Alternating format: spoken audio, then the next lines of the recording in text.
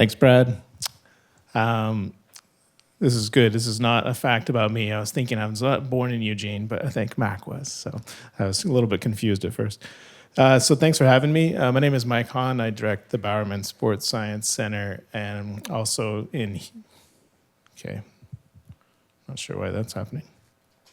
Also in human physiology with Brad, and associate director for WUSI Human Performance Alliance, which is a pretty exciting, innovative group of institutions that are funded by Clara Wu and Joe Tsai from their foundation. We've been in existence now for 5 years, and it's really changing the ability for researchers like ourselves to pursue performance-based research rather than purely preventative research or NIH-style kind of tried and true basic science that takes years and years to see the outcome of. So we're excited to turn things around more quickly these days. So as you're quite familiar, Hayward Field, for people like Brad and I, this is the center of the universe, specifically in Tracktown, where we bring very talented athletes every year and we see world records broken on the track. My laboratory is just across from the tower, so right we see the OREG over there. It's just underneath the stands, and so we have very quick access to athletes, and we also have access to the indoor warm-up facility that they have just inside. So in my laboratory, we have a series of very precise instruments. So as you can see, this athlete here is on starting blocks like any sprinter would have, but these are very expensive starting blocks from Switzerland that have instrumented force platforms inside of them. So we can measure the forces as the athlete pushes off from the blocks. We can get the reaction time from the gun after we have released the athlete. And then their hands are also placed on instrumented force platforms. And then the first several steps out of the blocks, we have all of that data recorded. At the same time, we can get the marker positions of the body as the sprinter is leaving the blocks. And from those two, using physics and clever math, we can calculate back through the body what the joint forces and torques were that the athlete was producing to generate the power to be able to explode out of the blocks. In the same space, we can also do some similar tests, what Brad is doing, with the VO2 being measured through the hose there, while we're also measuring all the biomechanics on an instrumented, force-instrumented treadmill. So we can make the treadmill go up to about 15% grade, which is quite steep. We can simulate runs up and around Hendricks Park with that treadmill. We can make them run downhill as well. And so then we can instrument just as much indoors as we like to get the most precise data, which is good when we want to run well-controlled studies. However, we know most of the athletes don't compete inside of our laboratories. They compete outdoors and they don't train in our labs. They train out in the wild, on the trails, and around Eugene, you can see runners everywhere running just anytime you go outside. So what we're measuring on the outdoor section of our studies is we put insoles into the shoes that measure force. And then these are IMUs, so accelerometers and rate gyroscopes, similar to what's in your watches and in your phones, but packaged in a way that we can get very specific foot motion as well as sacral motion when we mount things to the waistband.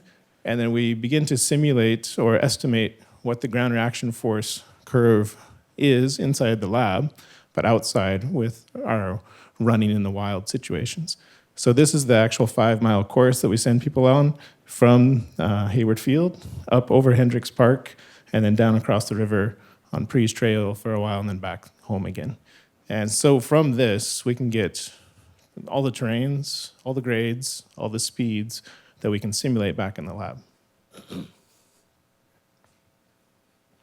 So the other work that we do is emphasizing some of what Brad mentioned, which is, I don't know why it's advancing twice, emphasizing the need to recover the bias. So a lot of the research, as you're probably well aware, in human performance and in health has been in males only.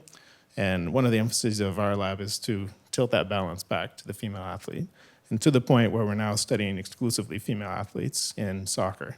So we don't study the male athletes anymore. We only study the female athletes. And the goal is to try to begin catching up on the decades that have basically not been studied.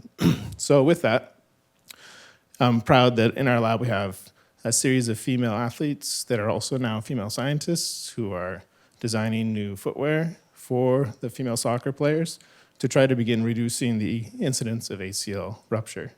And so this is an example of Emily Karolidis, who just graduated in December. She's now a postdoc with us and is waiting for one of the footwear companies to hire her away. And I'm hoping for that day as well. But in the meantime, I'm happy that she can continue to contribute to our lab and be basically a co-leader in this space. And she's now training several other female scientists along the way. So this is an example where her work led directly to some new prototypes that Puma was kind enough to partner with us on developing. And this is actually a videographer that works for U of O track, but we hired them that day to come photo some of Emily's work.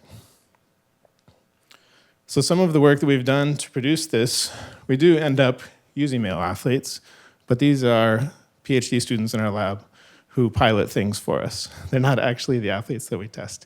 But in order to not reveal the identities of the actual female athletes that we test, we only film Hide running that lab for us. So this is an example of some of the testing we do outside of the laboratory. So in addition to running around Hendricks Park, instead of having people run and cut and play soccer inside of our small laboratory, we went to the Mashofsky Center and instrumented them as much as we could, and then have them do a series of fatiguing tests out on the pitch. And as Brad alluded to and mentioned, we recently have started a collaboration together, our two labs, that is studying performance questions and also fatigue and injury reduction questions in female soccer athletes. Once again, instrumenting our PhD student, the male, as a demo for what we can do with this first.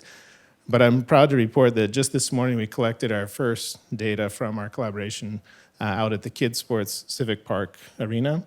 And it was 4 athletes who are playing for Lane United Football Club, which is, it used to be only the men's program here, but as of about 2 years ago, they started a women's program. And they are very happy to partner with us. We had 4 athletes tested this morning. We'll test them again Friday, and we'll do 6 more in the following week. This is all at the beginning of their spring season. So it's a first study that we know of this type. We're hoping in the fall to then include Pilata and Eugene Metro, so the local high school club teams, and then hopefully next spring to involve the Thorns. So with that, I'd just like to thank you for your attention, and happy to be here. Thanks so much.